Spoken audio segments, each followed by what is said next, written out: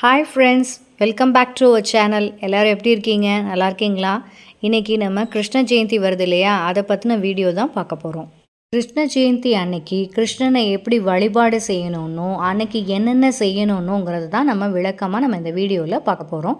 வாங்க ஃப்ரெண்ட்ஸ், வீடியோக்குள்ளே போகலாம். இந்த வருடம் கிருஷ்ண ஜெயந்தி எப்போ வருது அப்படின்னு பார்த்தீங்கன்னா, ஆகஸ்ட் மாதம் 26ஆம் தேதி திங்கட்கிழமை வருது. கிருஷ்ணன் பூமிக்கு அபகரித்த நாள், அதாவது கிருஷ்ணன் பிறந்த நாளை தான் நாம் கிருஷ்ண ஜெயந்தின்னு கொண்டாடிட்டு வரோம். கிருஷ்ண ஜெயந்தி அன்று அஷ்டமி திதி வருது. அஷ்டமின்னாலே கெட்ட நாள், அன்னைக்கு எதுவும் செய்யக்கூடாதுன்னு சொல்லக்கூடிய நம்மளை, இல்லை அன்னைக்கு நல்ல நாள் தான், இறைவனை வழிபடக்கூடிய நாள்னு உணர்த்தும் விதமாக அன்று நாம் கிருஷ்ண ஜெயந்தி கொண்டாடி வருகிறோம். வீட்டில் பட்சணம் பண்ணி வழிபாடு செய்வார்கள். குழந்தை வேணும்னு நினைக்கிறவங்க குழந்தை பேரு கிடைக்க தம்பதியினர் சகிதமாக பிரார்த்தனை செய்து கொள்வார்கள். முதல் நாள் வீடு சுத்தம் பண்ணிடணும். கிருஷ்ண ஜெயந்தி அன்னைக்கு காலையில எந்திரிச்சோன்னே குளிச்சுட்டு விரதம் இருக்க முடிந்த தம்பதியினர் சகிதமாக இருந்தால் அது ரொம்ப விசேஷம். இல்லை அப்படி 2 பேராலையும் இருக்க முடியாதுன்னா கணவர் மட்டுமோ இல்லை மனைவி கூடயோ இருக்கலாம். அன்று கிருஷ்ணர் பாதம் போடுவது பழக்கம். குழந்தை வேணும்னு நினைப்பவங்க கண்டிப்பாக கிருஷ்ணர் பாதம் போட்டு வழிபாடு செய்யவும். இப்பொழுது கிருஷ்ணர் தவழ்ந்து வருவது போல அடுத்த வருடம் ஒரு குழந்தை கண்டிப்பாக தவழ்ந்து வரணும் என்று பிரார்த்தனை செய்து கொள்ளுங்கள். பெருமாளிடம் கிருஷ்ண ஜெயந்தி அன்று விண்ணப்பம் பண்ணினோம் என்றால் அது நிச்சயமாக நிறைவேறும்.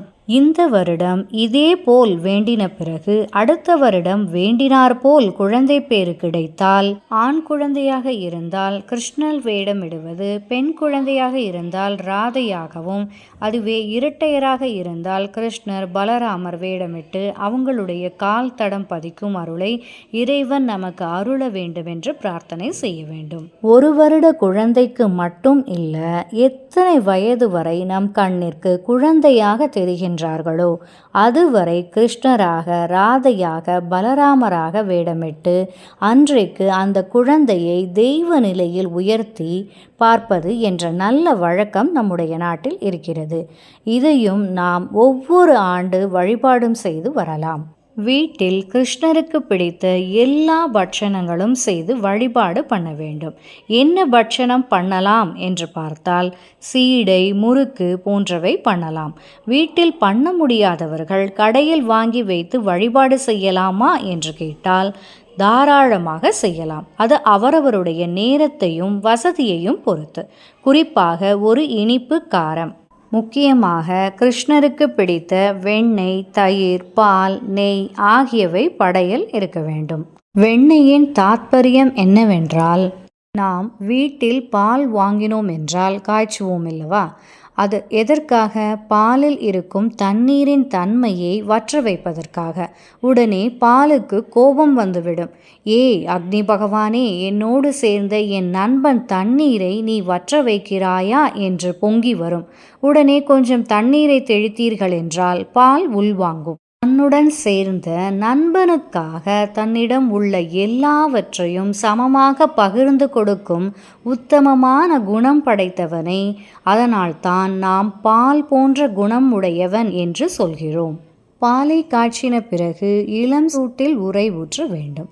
உரை ஊற்றும் பொழுது ரொம்ப சூடாகவோ அல்லது ஆறின பிறகோ ஊற்றக்கூடாது. இளம் சூற்றில் ஊற்ற வேண்டும். உரை ஊற்றின பிறகு அதை உரியில் வைக்க வேண்டும். உரியில் வைத்து விடியற்காலையில் மத்தை வைத்து கடைந்தால் அதிலிருந்து வெண்ணெய் ஏற்படும். தாத்பரியம் என்னவென்று பார்த்தால், ஒவ்வொருவரும் இளம் வயதிலே இறைவனுடைய மந்திரமான உரை விட்டு வைராகியம் என்ற உரியிலே இருந்து பக்தி என்ற மத்தையும் ஞானம் என்ற கயிறையும் கொண்டு கடைந்தால் இறைவன் என்கின்ற வெண்ணெய் வெளிப்படுவார். பக்தியில்தான் அது வெளிப்படுமே தவிர வேறு எவற்றிலும் அது வெளிப்படாது. பக்தியில் விளைந்த அந்த பிரசாதத்தை தான் பெருமாள் வெண்ணெயாக ஏற்றுக்கொண்டு நமக்கு அருள் புரிகிறார்.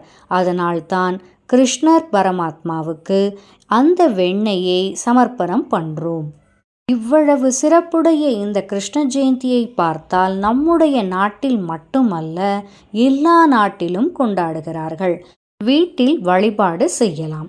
வீட்டில் கிருஷ்ணர் படம் இருந்தாலோ அல்லது கிருஷ்ணர் ரூபம் இருந்தாலோ சரி, நல்ல அலங்காரம் பண்ணி வீட்டில் பூஜை பண்ணி வணங்கலாம். கிருஷ்ணர் பெருமாளுடைய அவதாரம் என்பதால் துளசி மாலை அணிவிப்பது மிகச் சிறந்தது. பகவான் தனக்காக வாழாமல் மற்றவர்களுக்காக வாழ்ந்தார் என்பதன் தான் அவரை கண்ணா என்றும் முகுந்தா என்றும் அழைக்கின்றனர். கண்ணா என்றால் கண்ணைப் போலவே காப்பவர் என்றும், முகுந்தா என்றால் வாழ்வதற்கு இடம் கொடுத்து முக்தி அளிப்பவன் என்றும் பொருளாகும். அதனால்தான் கண்ணா என்றும் முகுந்தா என்றும் அழைக்கிறோம். குழந்தை பேறு இல்லாதவர்களுக்கு குழந்தை பாக்கியம் கிட்டுவதற்கும், கர்ப்பமாக இருக்கும் பெண்களுக்கு நல்ல ஆரோக்கியமான புத்திசாலியான குழந்தை பிறப்பதற்கும் குழந்தை வைத்திருப்பவர்களும் வணங்கலாம்.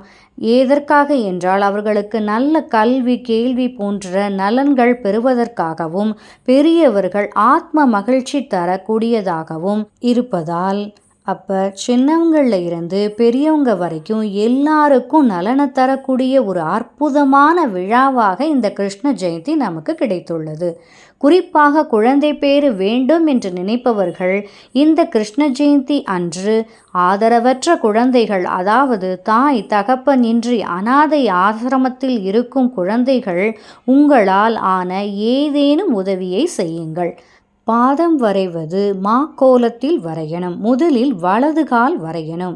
பூஜை செய்யும் பொழுது ஹரே ராம ராம ராம ஹரஹரே, ஹரே கிருஷ்ண கிருஷ்ண கிருஷ்ண ஹரஹரே என்ற ஸ்லோகம் சொல்லி வழிபாடு செய்யலாம். இத்தனைய சிறப்புடைய நல்ல பலன்களை தரக்கூடிய கிருஷ்ண ஜெயந்தி அன்று நாம் வழிபாடு செய்து எல்லாம் வல்ல இறைவனின் அருளை பெற வேண்டும் என்று வாழ்த்தி வணங்குகிறேன்.